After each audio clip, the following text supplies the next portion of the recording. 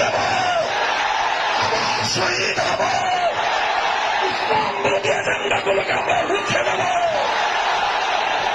প্রস্তুত থাকবেন তো ইনশাআল্লাহ।